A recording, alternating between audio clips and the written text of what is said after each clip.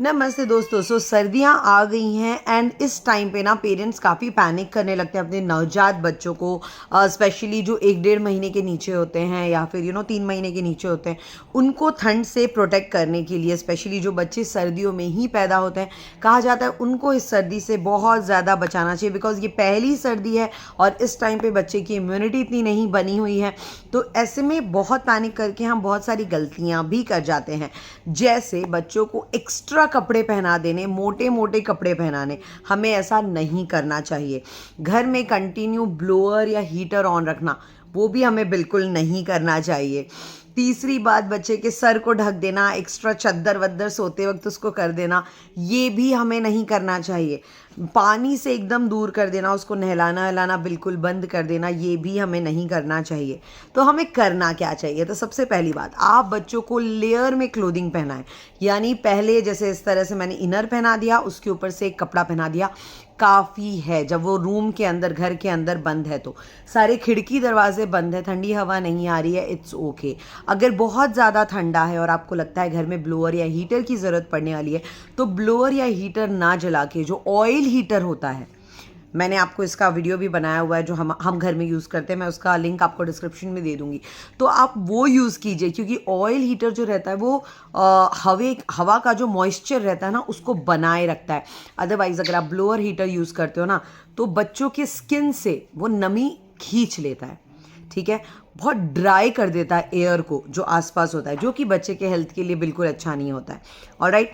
तीसरी बात जो मैं कह रही थी, नहाने की। बहुत सारे लोग सवाल पूछते हैं सर्दियों में नहलाना ठीक है नहीं। सर्दियों में आप नहला सकते हो, अगर आपको लग रहा है नॉर्मल टेम्परेचर है, ओके है, एकदम ठंडी नहीं है, तब आप बच्चों को नहला सकते हो, और सर से भी सर नहला सकते हो। लेकिन आपको ध्यान रखना है कि आँख, नाक, कान, इन सब पानी मुँह अंदर ना जाए। तो आप क्या कर सकते हो, गर्दन के नीचे से उनको नहलाओ, ठीक है, और थोड़ा थोड़ा पानी लेके, जैसे होता है ना सरवर पोंछ दिया अपन ने, थोड़ा थोड़ा से नल के पास झुका के थोड़ा थोड़ा सर पोंछ दिया, ताकि कान में, नाक में, मुंह में पानी नहीं जा रहा है। क्योंकि इन्हीं जगहों से पानी जो होता है वो बच्चे के अंदर जाता है और सर्दी बच्चे को पकड़ लेती है। नाक और कान में पानी जाने से तो इन्फेक्शन भी हो सकता है, जो कि हम नहीं चाहते। इसलिए हमें ये मेक श्योर करना है। तो आप यहाँ से बच्चे को डायरेक्ट नहलाओगे जैसे नॉर्मली नहलाते हो। सर धोने की बारी आएगी तो सर को इस तरह से नल के पास लेके आप, एक सेकेंड, फॉर एग्जाम्पल यहाँ पे नल है, ये बच्चा है, बच्चे को लेके सिर्फ उसका सर धो दोगे, ताकि बच्चे के कान में, नाक में या मुंह में पानी ना जाए।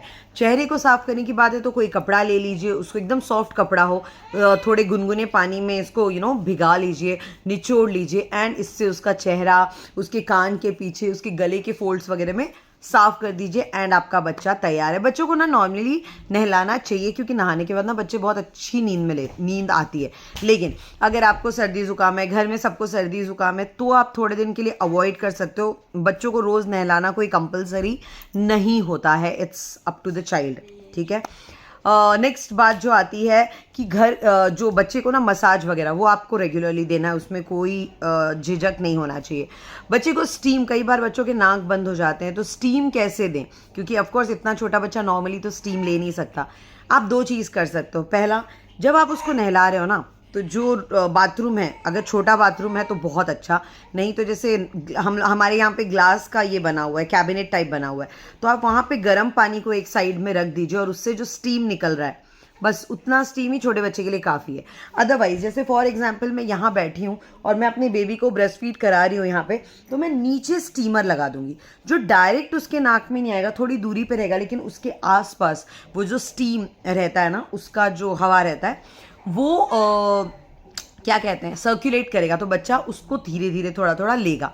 ऑलराइट। इसके बाद मैं एक टिप आपके साथ शेयर करना चाहती हूँ। बच्चे का ना जो ठंडक जो होता है ना, किसी का भी, बच्चे का या बड़े का, पाँव का तलवा, ठीक है, कान, सर, इन तीनों चीज़ों से जो होता है ठंडक शरीर के अंदर जाती है बच्चों के, ठीक है। तो हमें हमेशा कान, सर ढक के रखना है, पाँव का तलवे पे सॉक्स पहना के रखना है, एंड थोड़ा और प्रोटेक्ट करना है आपको तो हाथ पे भी आप जो होता है ग्लव्स पहना के रखो।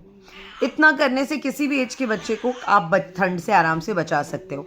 अगर आपको लग रहा है आपके बच्चे के चेस्ट में कंजेशन है थोड़ा बहुत, तो एकदम हल्का सा विक्स वेपोरब वगैरह जो होता है ना, जैसे बच्चा मान लो ये तकिया, सरसों का तकिया बच्चों के लिए बहुत अच्छा होता है। इसके ऊपर भी मैं वीडियो ऑलरेडी बना चुकी हूँ। तो यहाँ कॉर्नर में ना मैं थोड़ा सा जो होता है विक्स वेपोरब वो लगा दूंगी, ताकि जब बच्चा सो रहा है ना तो उसको धीरे धीरे इनहेल कर सके। आप डायरेक्ट बच्चे को नहीं लगाओगे फिलहाल, आप उसके पीठ पे लगा सकते हो, चेस्ट पे नहीं लगा सकते हो क्योंकि वो डायरेक्ट जाएगा, वो हमें नहीं करना है। तो आप पीठ पे लगा सकते हो एंड कपड़ा पहना सकते हो, आप पाँव में लगा के सॉक्स पहना सकते हो।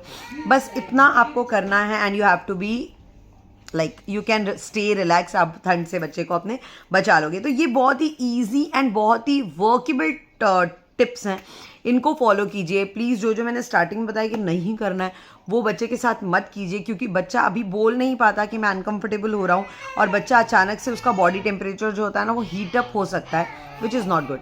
Thank you so much, have a nice day and keep following.